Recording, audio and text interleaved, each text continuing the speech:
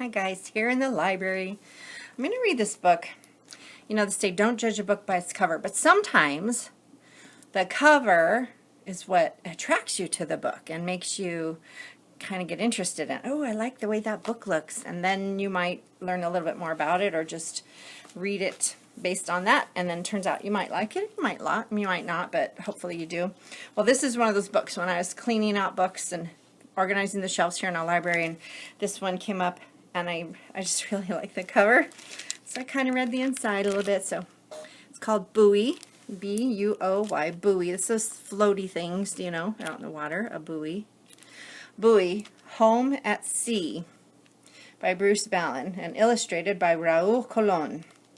And look at that picture. I just want to, hopefully I can get the glare off of there. There's a little bit of a glare because it's a shiny book. There we go. Anyway, it just sounded neat. So let's go ahead. Buoy lives far from land where people think it's lonely, but for Buoy, it's home. And Gull is usually there, perched on Buoy's red light. And Seal can often be found lying on her back. So these are things brought to life through this book. And I want to read it to you. Here we go. And here we go. And I believe it's just a series of poems and little short stories. Some are poems, some are short stories. So this first chapter is called Buoy. Here we go. Buoy rolled lazily on the long, low swell of the sea. Buoy lived far from land, so far that only on the days when the clouds raced against each other and the wind seemed a bit angry could Buoy just barely, ever so slightly, make out something to the east that was neither the sea nor the sky. But Buoy didn't mind at all. He loved the sea and the sky. He loved their blueness, and he wondered how it could be that his redness complemented them so perfectly.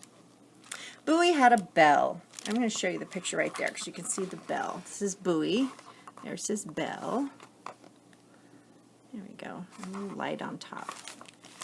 Buoy had a bell. He thought that a bell was probably the most delightful thing to have in all the world. On warm, calm nights when the wind had gone to bed early and every star that ever was had come out to hear him, he would ring slowly and softly so that his music would have a chance to linger a while by the sea before beginning its journey to heaven. And on cold, foggy mornings, when the air was almost too sleepy to carry any noise at all, he would ring as boldly and solidly as he could, so that boats would have no question as to who he was and where he lived. And in times of gravest danger, when the wind went screaming in search of its past, and ships lost their way and wandered from the safe path to the west, he would ring loudly and urgently to warn of the disaster that would occur if his call was not heeded. And Buoy also had a light. It sat on the top of his head. It was a red light, and Buoy could flash it. At first it had been very hard to remember how to do it just right, but now Buoy had been doing it for so long that he didn't even have to think about it. Flash, flash, flash. Wait, wait, wait, wait. Flash, flash, flash. Wait, wait, wait, wait. Flash, flash, flash. Buoy never missed a flash or waited too long, and on the blackest of nights, when the moon was visiting relatives far away, Buoy would concentrate as hard as he could to force his light through the darkness so that ships and boats would know that he was there to keep them on the safe path. Buoy lived very far from land, where people think it is lonely, but for Buoy, it was home. Next chapter is called Ship. Buoy could hear the ship coming when it was still a long way off, and Gull slept with his head under his wing. Seal lay on her back. She liked the way the sunlight bounced on her belly. "Ship coming," said Buoy. No one moved. "Ship coming," said Buoy again, and he rang his bell. "Oh," said Seal. "So," said Gull. "Don't you care?" asked Buoy. "No," said Seal. "You've seen one ship, you've seen 'em all," said Gull. "A ship's not like a hurricane or a herring, you know." He and Seal closed their eyes. Buoy didn't say anything. He knew they wouldn't understand, but he loved ships. A ship coming was what he lived for. A ship coming was important. He knew this the way he knew the sound of his bell. He knew, and he waited. Slowly it approached from the north, its hugeness so small when it's far away. This one was a freighter, F-R-E-I-G-H-T-E-R, not like afraid freighter, but a freighter, like a big, big, big boat. Or so Buoy guessed, based on what Gull had once told him. Closer and closer, larger and larger, the ship seemed to grow out of the sea, and Buoy felt its thrumming deep inside his belly, and he rolled with the swell. He flashed his light and he rang his bell. "Stay to the west," he whispered, "stay to the west."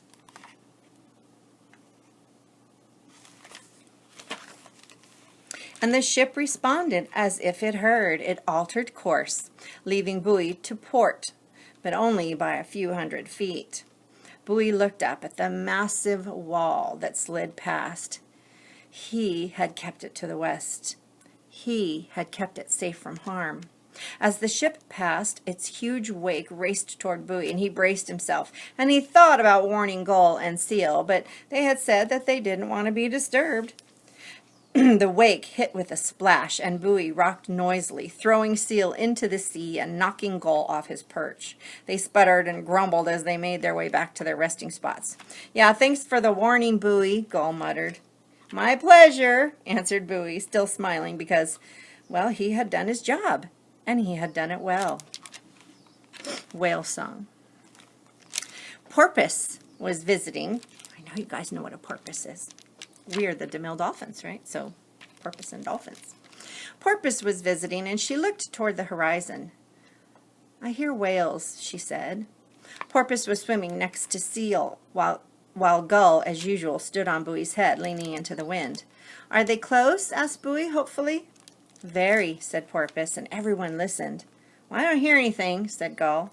"Shh," said Seal, and everyone listened. "I still don't hear anything," said Gull grumpily. "Shh," said Seal again. Everyone listened, and Gull shifted from one foot to the other. "I hear them," whispered Seal. Buoy listened hard. Faint tones swam through the blue sea, and Buoy heard the whale song, and it sounded very much like the song that the stars sang on crystal nights, but not so clear and not so distant. No one spoke except Gull, who every few minutes. They all listened. It was a very old song. Though they could not understand it, Porpoise could pick out a few phrases here and there. They knew it was old. Older than shark, older than rain, even older than the sea. Porpoise said it told of the first day of the sea, and how the first whale swam on the first day, and how the first whale sang, and how the song created itself and everything else as well. There was much more, but it was too ancient for any of them ever to grasp. While the singing grew louder, and gray shapes appeared in the blue distance. "I see them!" cried Buoy. Closer they came, moving the water with their magnificence, the sweep of their great flukes a metronome to their song. When they were finally very close, Buoy spoke. "Hello, whales," he called. "Hello, Buoy," said one. "Who do you sing to?" asked Buoy. "We sing to the stars," said the whale. "Why?" "To let them know that we are here and that we are watching still." "What are you watching?" asked Buoy. But the whale had slid past, the dark blue closing behind him as he went. I'll hold that open here.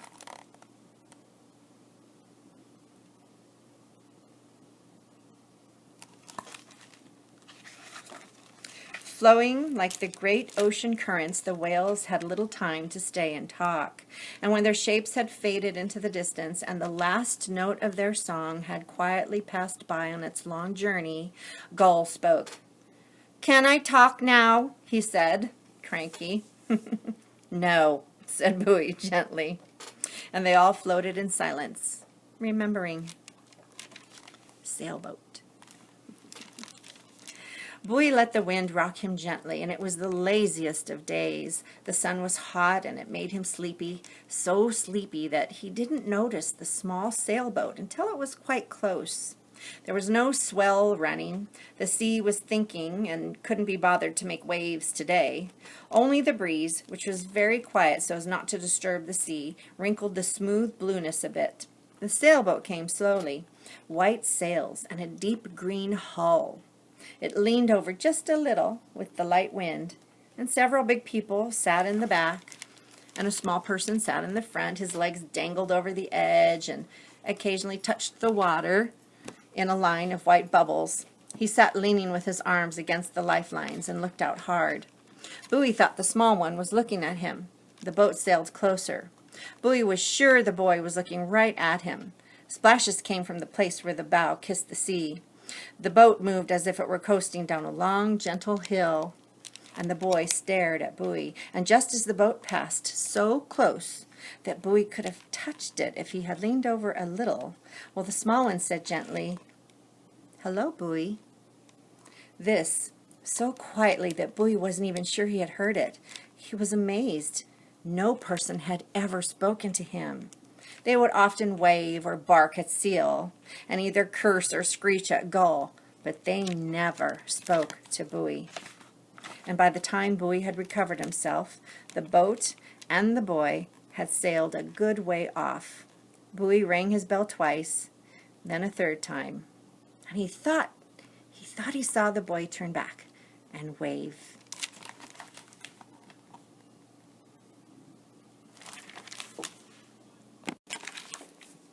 Okay, had to take a little break there. We're back to Buoy.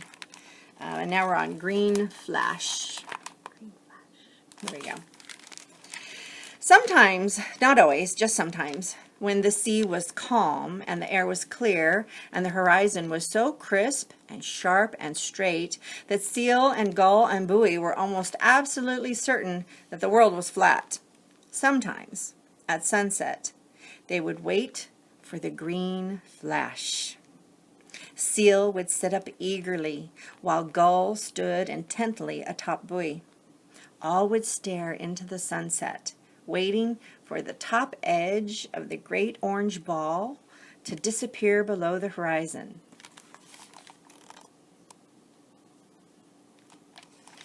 At that moment, sometimes, when everything was just right, the sky would, for just a second, it would glow green, and then it would be night.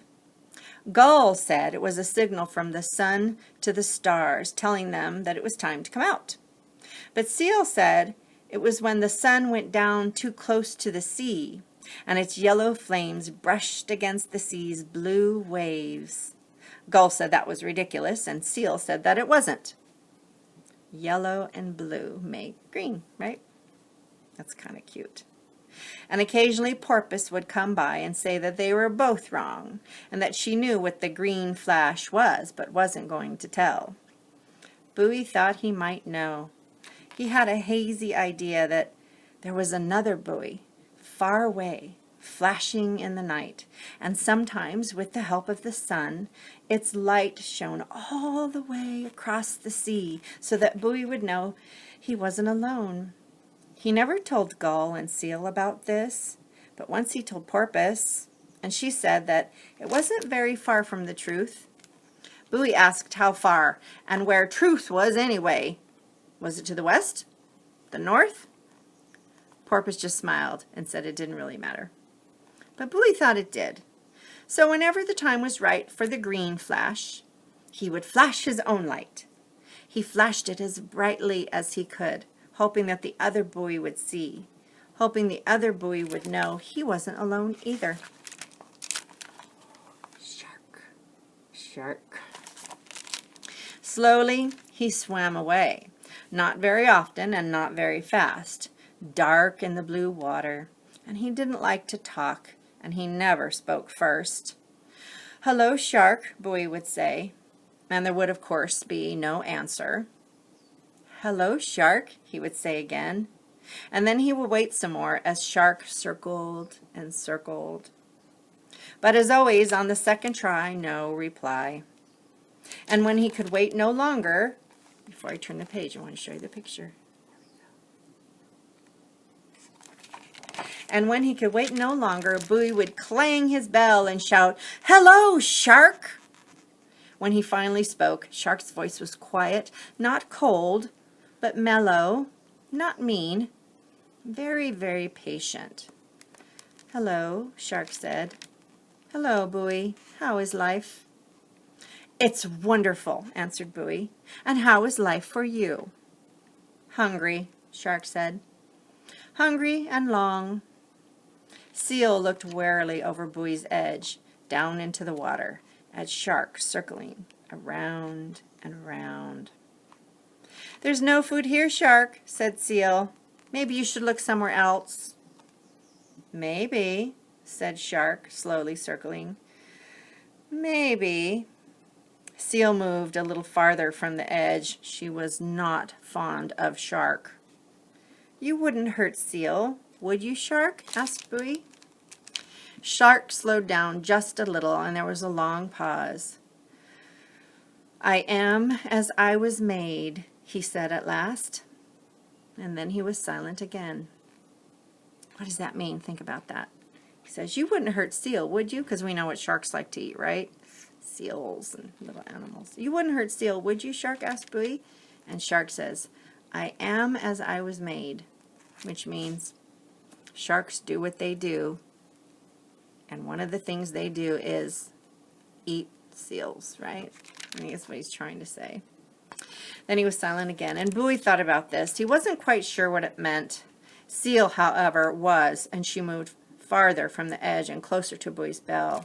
Finally, after too long a time for Seal and too short a time for Shark, well, Shark swam off, silent and mellow, slow and calm. "Goodbye, Shark," Buoy said. But Shark never ever said goodbye. Stars. Night came like a blanket of silence spread over the sea, and woven through the blanket, Buoy's light, flashing into the black. Ships in the distance knew exactly where they were when they saw that flash. Ships at night were only lights far away, red or green or white. But some nights there were no ships, and Buoy and Gull and Seal and the sea were left to themselves, except for the moon and the stars. The moon, always changing, looked down with clear brightness, and Buoy felt its light deep in his heart. And then in the silence, Buoy would wait for the falling stars. He'd stare for hours into the black sky.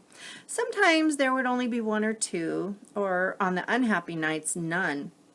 But sometimes there would be dozens, and as each star raced across the sky, Buoy could almost feel himself lifted a little out of the sea, as if the stars wanted him to follow.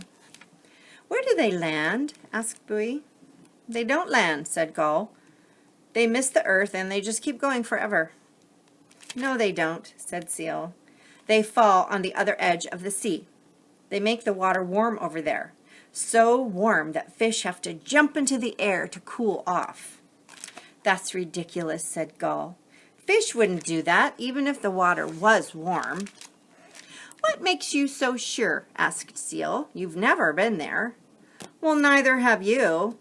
But I could fly there if I wanted." "Well, I could swim there, and I would get there first." "Oh, yeah?" "Yeah."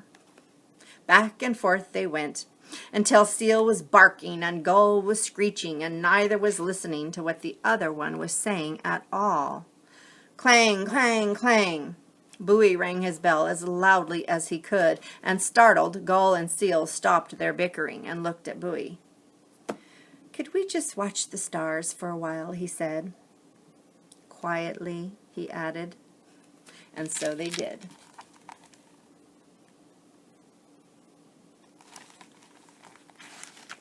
Below. Buoy stayed in one spot on the sea because below him he had a tail of a chain that stretched down, down, down, and down, and down.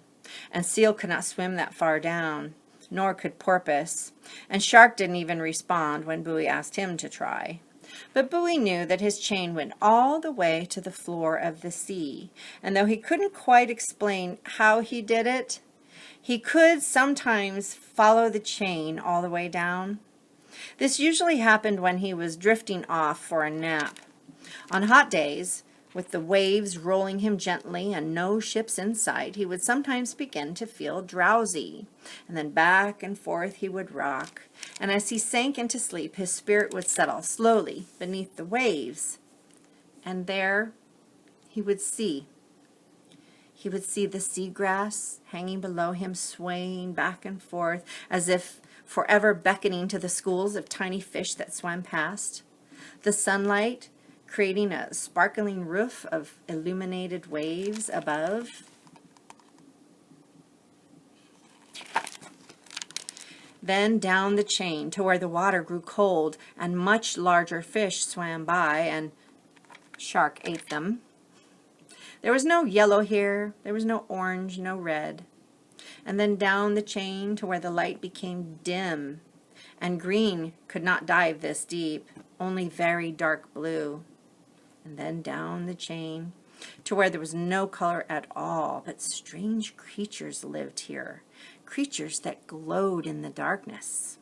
And then down the chain to the seabed, and there, rooted in the depth of the sea, Buoy felt humming, a hum that seemed to come from deeper than the sea. It reminded him somehow of the song of the whales, but he did not hear this song. He felt it. It seemed to be a part of who he was. He did not understand that it was actually he who was part of the song. Concert. Buoy spun slowly around and around, scanning the horizon. No whales. I wish I could sing, he muttered. No one said anything. I wish I could sing, he said again, and then he added, like the whales? Gull rolled his eyes and shook his head, and was about to say something when Seal interrupted. Well, you sing in your own way, Buoy, she said. You know, you have your bell. Well, that thought didn't cheer Buoy. He loved his bell, and he loved the fine, clear note that it made, but it was only one note, and he was the only one who played it. It's not the same, he replied. The whales sing together, but there's no other buoys to play with me. Well, we'll help, Seal offered. Who's we? Gull asked, and Buoy brightened up. Really? Yes, Seal sat up. I'll show you. Ring your bell every time I tap my flipper. So Seal began tapping, and Buoy tried to follow the rhythm. Clang, click, clang, clang, clang, clang, click, clang, clang, clang. And then Seal turned to Gull. You give a flap and a screech to the beat of my tail. Well, I'm not having any part of this, Gull began. There's Gull, Seal, and there's flapping her flippers. There's Buoy.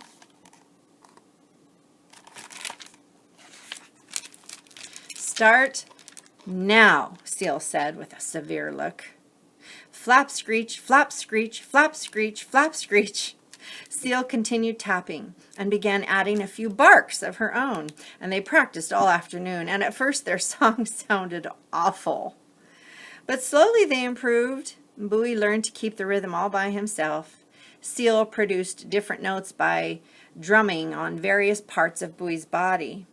Gull forgot that he wasn't supposed to be having a good time. The sun sank low, and still they played on, and the stars came out to listen. But the musicians didn't notice. Each was lost in the music that they were creating together. Finally, knowing deep down that it was just the right moment, they ended their song with a magnificent finale of barks, screeches, and clangs, and then silence. And then splashes, whistles, and hoots, and the three musicians opened their eyes. You see, an audience had gathered. porpoise was there, as well as several sea lions and 3 pelicans and a turtle and dozens of fish. "Bravo! Bravo!" they cried. Gull took a bow. Seal smiled shyly, and Buoy scanned the distant horizon. "Encore!" the crowd demanded. And Buoy saw what he had hoped to see. He smiled too, as Seal counted out the beginning of their next song. And then Seal nodded toward him, and he rang his bell to the beat. And then Gull joined in, and as they played, Buoy watched the great tails of several whales slap the surface 3 times each, and then disappear joyfully beneath the waves. Storm. The night was always blackest during a storm, and storm was always meanest at night. The wind tore the sea, picking up bits, flinging them about, and turning them into foam. The distant clouds that had tumbled over each other at twilight. Campus, can you please call the office? Announcement. 1502. See, we're at school. The wind tore the sea, picking up bits, flinging them about, and turning them into foam. The distant clouds that had tumbled over each other at twilight now roared overhead, mostly invisible in the darkness, but adding their thunderous yell to the wind's scream. Buoy looked into the blackness and thought how harsh the world was during a storm. He was not frightened. He had seen many storms, and they did him no harm. But he knew that storms could be dangerous to other creatures and to ships. Buoy enjoyed the storm a little. The waves tried to drag him along as they roared past, but he stayed right where he was, anchored. He would watch each wave as it rushed away toward the east, and then turn to face the next one as it approached, frothing with impatience. Then he spotted the boat. It was a small boat, and Buoy knew immediately that something was wrong. Its sails were ripped and shredded. Out of control, it was being pushed sideways by the waves. A man and a woman and a tiny child huddled under the dodger as the fierce wind tore at the remaining strips of canvas that hung from the mast. They did not see Buoy. Waves picked the boat up and hurled it wildly, nearly capsizing it. Buoy could tell there must already be a great deal of water in the boat because it floated low. As the boat came closer, Buoy gave his bell a mighty ring and flashed his light as brightly as he could, and the woman looked up and grabbed the man's arm and pointed toward Buoy. Quickly, the man made his way to the front of the boat, grabbed a line, and tied it to the bow. The little boat was moving fast. They would have only one chance. Well, as the boat came close, Buoy leaned. He leaned with all the energy he had, with all of his will. He leaned toward the man's outstretched hand. Buoy leaned until he could lean no farther. And just as he felt himself starting to roll back, the man's fingers stretched just an extra inch, and he grabbed Buoy's mooring ring. The man quickly attached the rope, and then he returned to the stern, where the woman was already bailing the water out. When it looked as though they would not sink, the man and woman wrapped a blanket around their child and themselves, and they stayed there all night.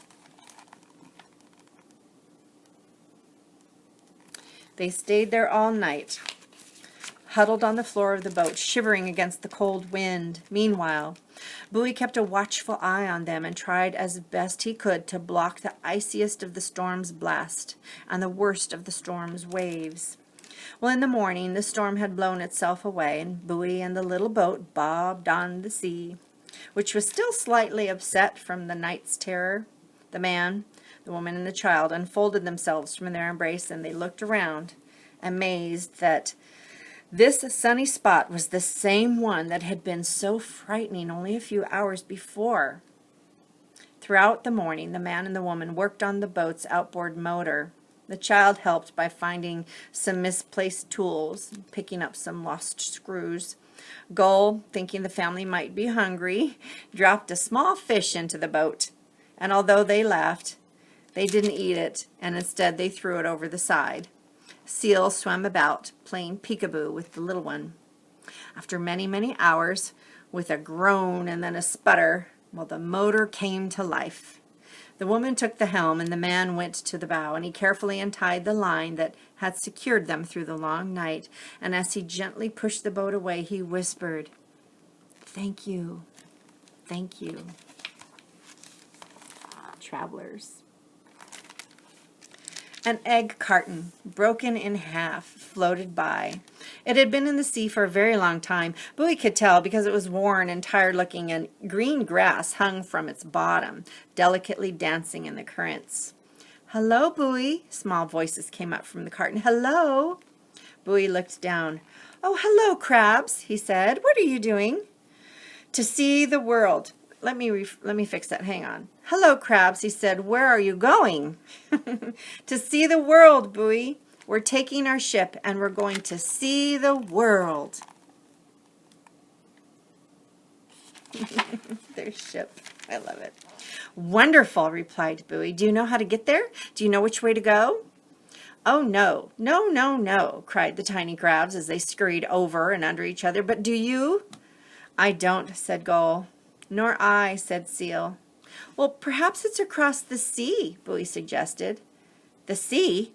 The sea? Where is the sea?" The crabs could barely keep themselves from falling over the edge of their egg carton as they clamored and crowded and crawled all about.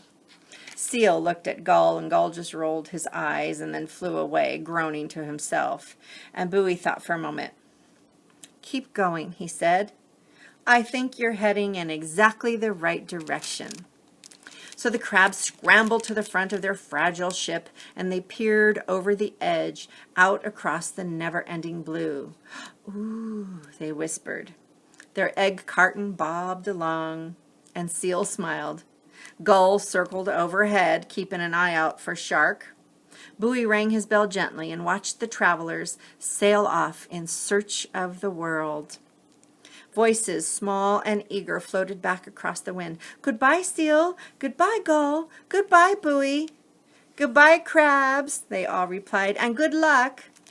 Buoy rang his bell all night long that night, even though there was no storm and it wasn't foggy. Though the crabs were far away, he just thought maybe they could still hear him through the damp blackness. And he thought that they would probably like that. "It's a herring," Gull said with authority. "What else could it be?" "Well, I think it looks like a crab," said Seal. "You're crazy," argued Gull. "It's a herring. And that one there is a fishing boat." No, it's not. It's a rock by the shore, perfect for sunning oneself on." "Are you blind?" Gull asked. "It's a fishing boat. Don't you see the nets and the man tossing bait over the stern?"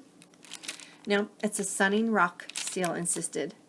"Well, you've been lying with your head too close to that bell," Gull grumbled. "What do you think, Buoy?" Seal asked. And Buoy looked up at the jumbly masses of white as they floated high in the pale blue sky. "I think they're having fun," he said. "Who?" Gull asked, because he wasn't having fun. "The clouds," Buoy answered. "Do you see how they roll around and they pile on top of each other? Well, they're playing." Gull flew off his perch and landed next to Seal, and he looked up at Buoy and gave his wings an impatient flap. "But who's right? Is it a herring or a crab?" he demanded. "And is that one a fishing boat or a rock?" Buoy stared at the great billowing clouds. Gull was pacing, and Seal laid her head back down and closed her eyes. Finally, Buoy spoke. "Well, Gull, that one looks like you, and the other one looks like Seal." "Oh," Gull flew up to his perch and turned his back on the clouds. "Why do I even bother?" "Well, what's the matter?" "What did I say?" Buoy asked. "Nothing, Buoy," Seal said, without raising her head. "Just the truth. That's all," she smiled.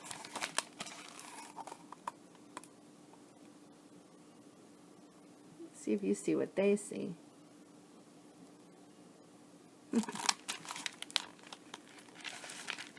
Slick. It was interesting to see, but it felt wrong. A yellow glow to the north. It wasn't the moon, and it wasn't ship's lights, and it wasn't stars either, though Seal suggested that maybe a star had fallen a little way away. Buoy didn't think so. Whatever it was, it lit up the night sky, and it changed it to an uncomfortable orange, sometimes flickering green and blue or red or white. "Well, I don't like it," said Gull, and neither did Buoy. The next morning, Buoy felt sticky, and he felt sluggish and slow, and he opened his eyes and he looked around. The sun was just beginning to light up the sea, but where was the blue? As far as Buoy could see, the sea was now black, shining black and gray. Buoy could feel the blackness clinging to him as he rolled with this low smell. The black even seemed to be trying to stop the swell. It seemed to be trying to smother anything that wasn't black. "Gull, Seal, wake up," Buoy called. "What's the matter?" "Oh," said Seal. "Will you keep the rocket down?" grouched Gull. "It's too early for all this yelling." Oh, it's oil." "What?" asked Buoy. "What is it?" "Oil," said Seal. "It's oil, Buoy." "That's what we saw last night," said Gull. "A ship, an oil ship, must have caught fire and spilled all this." And they sat in silence for a while, and they looked across the sad blackness toward the place where they had seen the strange light the night before. "Seal," Gull said suddenly, "we have to go." "I know," she said. "What?" cried Buoy. "You can't leave me here in the middle of all of this oil." "We have to, Buoy," said Seal. "We're sorry, but we must. Gull can't fish through the oil, and if he gets any of it on him, he won't be able to fly. And I can only swim in it for just so long because it's poison." "Well, will you come back?" Buoy asked. "Of course we will, as soon as it's safe." And then they left, Seal swimming underwater for as long as she could, Gull slowly circling above her to make sure she was all right. And Buoy watched them go, straining to see Seal's head pop up through that murky goo.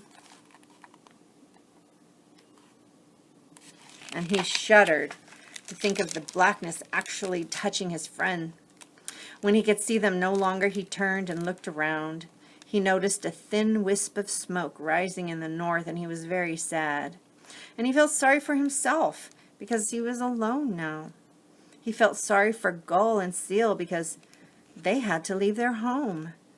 But mostly, as he looked out over the thick black ooze, he felt sorry for the sea, because the sea had nowhere to go. Birthday.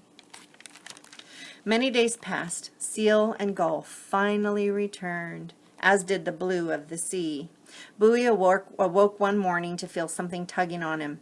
"Seal, Gull, wake up. Something's got me." Seal looked up sleepily. Gull flapped his wings twice in irritation. "Keep quiet, Buoy. It's early." "No, no," cried Buoy. "Something's got me." Gull and Seal opened their eyes again and looked around, and they smiled. "Don't worry, Buoy," Seal laughed. "I think that you've got something. You've got it." "What?" cried Buoy, and he was still very nervous. "What have I got?"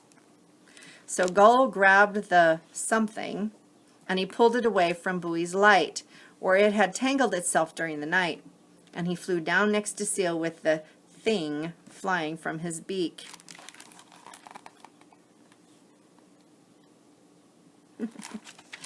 Buoy looked at it, and awe filled his heart. It was so beautiful. Red, just as he was, with a white ribbon curling gracefully below, and it flew, bobbing and bouncing in the air, just as he bobbed and bounced in the sea. "Well, what is it?" Buoy asked, and he was breathless with wonder. Gull held the ribbon with his feet so he could speak. "It's called a balloon, Buoy." "Well, there's writing on it, Gull," said Seal. "What does it say?" Gull looked hard at the balloon, and he thought hard too. "It says, Hap, Pi, Ber, Tha, Day. Happy birthday!" "Thank you!" Buoy practically exploded. Gull, surprised, jumped back and almost lost his hold on the balloon. You remembered my birthday, exclaimed Buoy. What wonderful friends you are, and I didn't even know that it was my birthday. But Buoy, Seal began, it wasn't, shh, shushed. Seal shushed, Gull shushed Seal. That's tricky, say that again. Gull shushed Seal. There it is. It's like a tongue twister. Gull shushed Seal. We're glad you like it, he said to Buoy. I do. Yes, I do, said Buoy. Please, Gull, put it back on my light for me. So Gull flew up and he carefully tied the balloon to Buoy's light. And there it stayed for many, many days.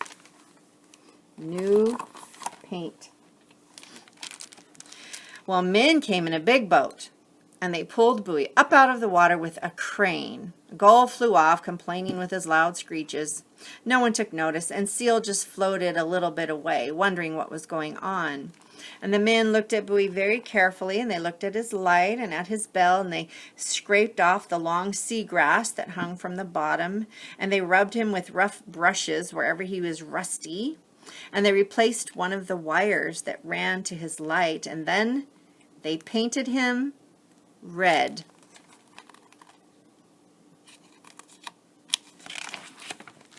Bright, glossy red. A brighter red than Buoy could ever remember being, and when he was dry, they gently lowered him back into the sea. Well, when the men left, Seal jumped up and settled back into her accustomed place. She sniffed once at the new paint, and then she laid her head down and closed her eyes. Gull flew down and landed on his perch on Buoy's head, and his feet slipped a little on the shiny finish, and he looked critically over at Buoy. You're different, said Gull. Not really, said Buoy. I just look different. All right then, said Gull. Pup. Pup. Seal, you're getting fat, said Buoy. Gull snickered, and Seal smiled.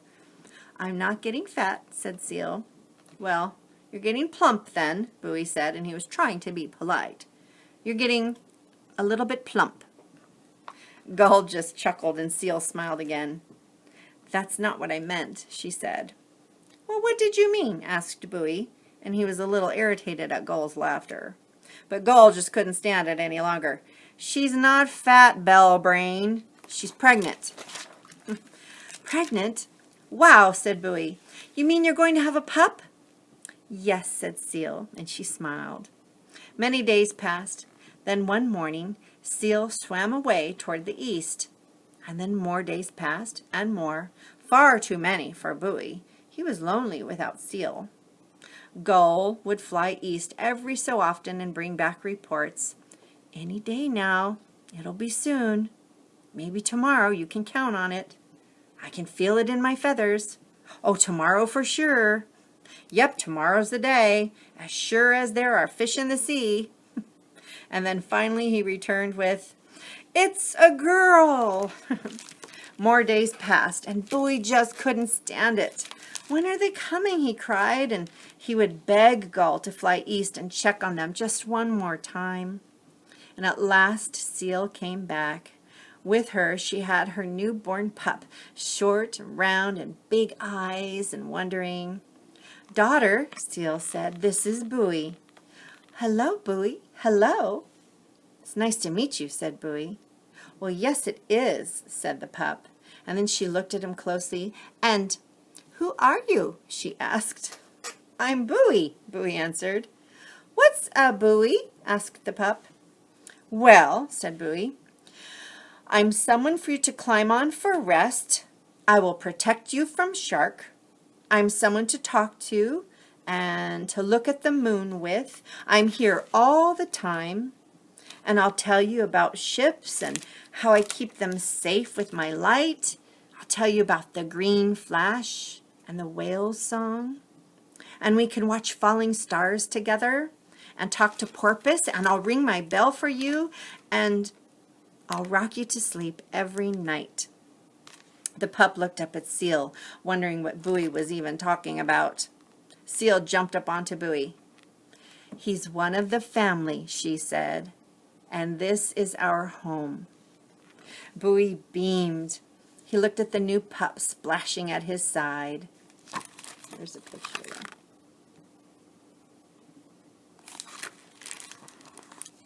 And Seal lying on her back, leaning warmly against him, Gull flying overhead, keeping an eye out for a shark, at the white clouds playing charades in the blue sky, and he looked at the sea and her long, low swells approaching gracefully and so smoothly.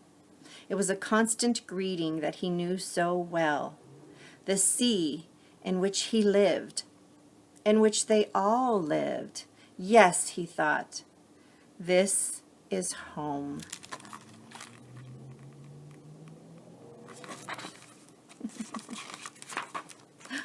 There we go. Is there anything interesting on the back here?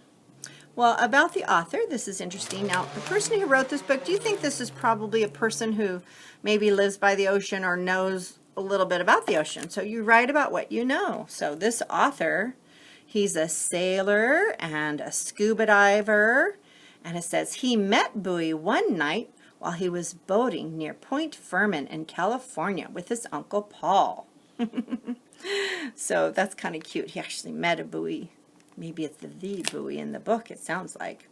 And then the illustrator just goes on to list that he's illustrated many, many books. He's received several awards for his illustrations. And I can see that because these illustrations are pretty fabulous, I thought.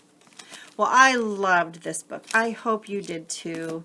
Especially, you know, you learn about sea life and whales and porpoises and the ocean. And I love the whales in this book. They're just so majestic and I love it.